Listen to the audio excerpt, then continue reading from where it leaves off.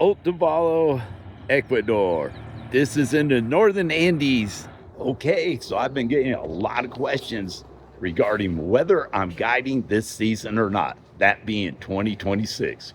No, I will not be guiding on the Ocoee River during the 2026 season. I am hopeful that I can guide at least part of the 2027 season, so stay tuned.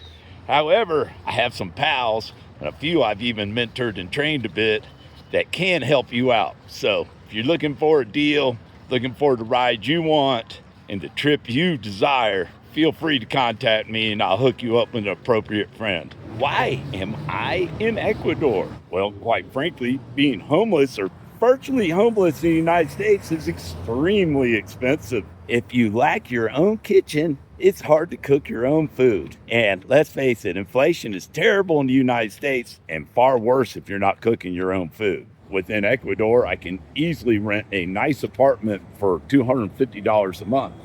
And I have quite a few friends, and they all have nice kitchens too.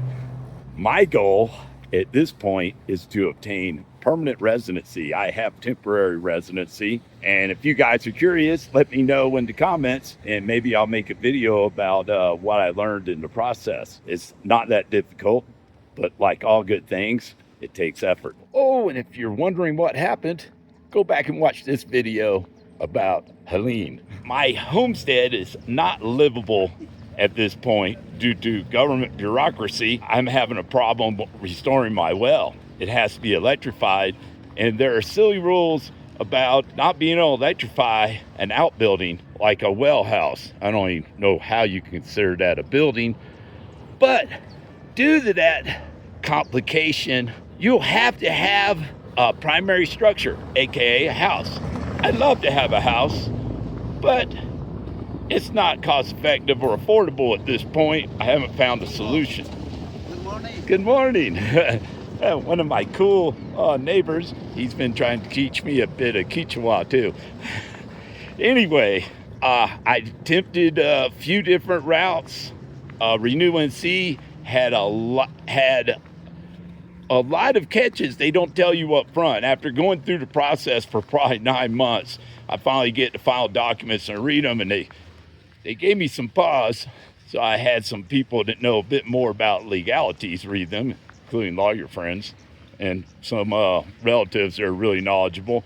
And the catches on it would have likely cost me my property ultimately, and possibly a judgment even against me beyond that. So that was certainly unfeasible. I don't know if you realize it, but a lot of the major insurance carriers have withdrawn from the area, especially flood zone where I have now been placed. And the only game in town for federal flood insurance is the federal government. So let's just say it would currently cost me more than a sixth of my gross income per year just for the insurance. And that's today. My income is fixed.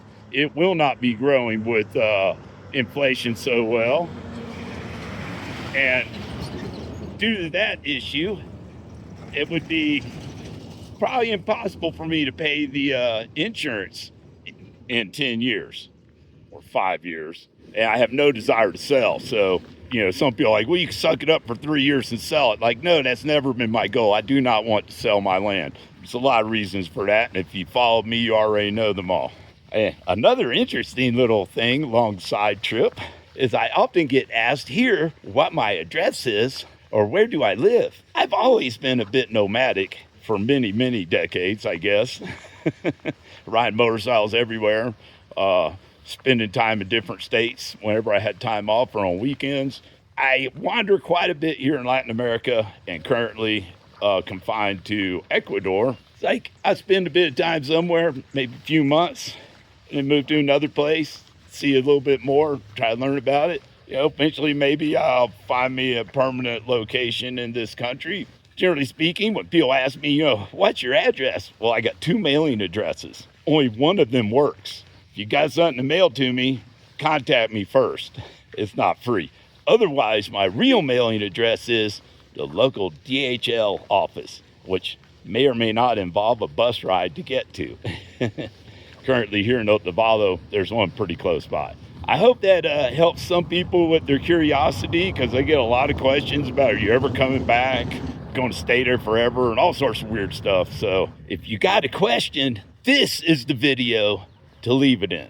Not an unrelated video, please. Just, throw it in here, ask me, and then I can look at them real easy and find them, and maybe I'll do a follow-up video if you guys are still curious.